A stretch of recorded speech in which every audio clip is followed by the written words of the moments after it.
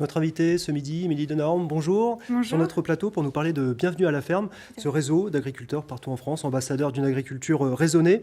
Les agriculteurs ouvrent leurs portes au public pour faire découvrir leur métier et vous lancez jusqu'à la fin du mois, Printemps à la ferme. Quelle est l'ambition de cette opération ? Alors l'objectif, c'est de faire découvrir au grand public donc les activités liées à l'agritourisme, donc l'hébergement, les visites de fermes pédagogiques, mais aussi des instants de vie en fait du métier d'agriculteur. Ça peut être nourrir les animaux, assister à la traite, la fabrication du fromage, et aussi des productions un petit peu plus typiques ou atypiques plutôt de notre territoire. Justement, en parlant d'atypique, on parle de ferme, on pense souvent aux exploitations laitières ou aux céréaliers. Eh bien, on va regarder un autre exemple dans le Calvados, direction la ferme Acal Spiruline, qui fait découvrir au public les vertus d'une petite bactérie microscopique. C'est un reportage d'Émeric Danis et Franck Levasseur, on en reparle juste après.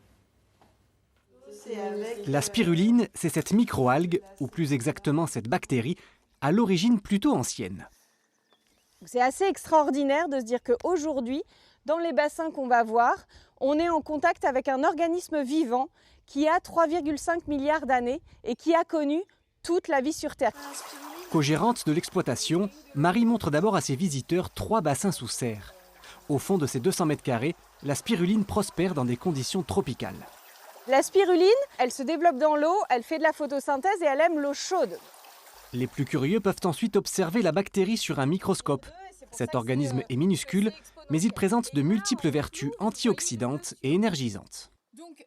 C'est du fer et des protéines, donc c'est rassasiant, elle nourrit. Elle renforce les défenses naturelles, le système immunitaire avec toutes les vitamines. Et elle détoxe, elle aide à éliminer les métaux lourds, les radiations.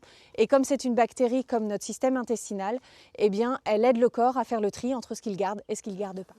Une fois récoltée, pressée et déshydratée, la spiruline est commercialisée sous forme de brindilles, de comprimés ou de préparations pour boissons. Connaisseurs comme néophytes, les visiteurs sont conquis. Et c'est sûr que le niveau tonus, ça peut me rebooster un petit peu quoi.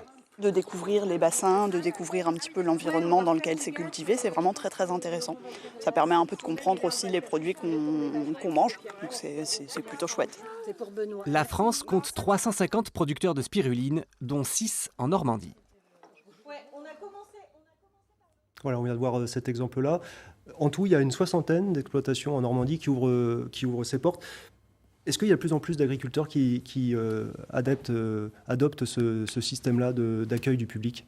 Alors oui, il y a de plus en plus d'agriculteurs qui proposent d'ouvrir leur ferme et d'ouvrir pour montrer aussi les pratiques, passer un message positif sur le métier d'agriculteur, un métier qui est devenu moderne, où on demande aussi beaucoup de compétences différentes. Et puis aussi pour montrer différents types de production. Il y a un besoin de changer d'image, selon vous ? Changer d'image, oui, de communiquer positivement et puis faire la promotion déjà de la richesse de notre territoire. On a la chance d'avoir des belles productions et des bons produits faits dans notre région. Donc c'est important de les montrer et de les valoriser. Et puis, il y a aussi une tendance vers le tourisme vert parce qu'il y a aussi des agriculteurs dans notre réseau qui ouvrent vers de l'hébergement à la ferme. Et donc, on a moyen de séjourner, de déconnecter, on va dire, de notre quotidien et se reconnecter quelque part à la nature. Est-ce que vous avez 2-3 exemples là, pour ce printemps à la ferme jusqu'à la fin du mois d'activités que le grand public peut faire? Oui, alors il y a des marchés de producteurs, il y a des balades avec des animaux, il y a aussi, donc pour un large public, ça va aussi bien des enfants, un public de famille, mais aussi un public d'adultes avec l'ouverture de portes ouvertes au niveau des brasseries, par exemple.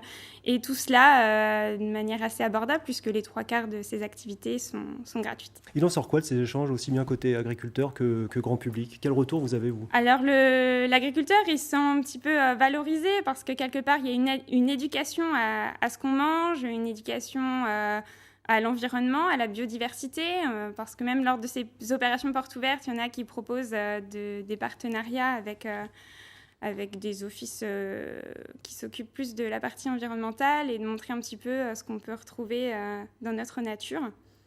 Donc voilà. En un mot, où est-ce qu'on peut trouver tout le programme de cette Alors, on peut cette trouver semaine l'ensemble du programme sur le site Normandie à la ferme. Donc, on peut trouver le programme complet de tous les départements et puis aussi les bonnes adresses pour manger des bons produits proches de chez soi. Et puis, suivre nos actualités sur la page Facebook Bienvenue à la ferme Normandie. Merci beaucoup, Émilie Dorme, d'avoir été notre invitée ce midi. Printemps à la ferme, c'est jusqu'au 30 avril prochain.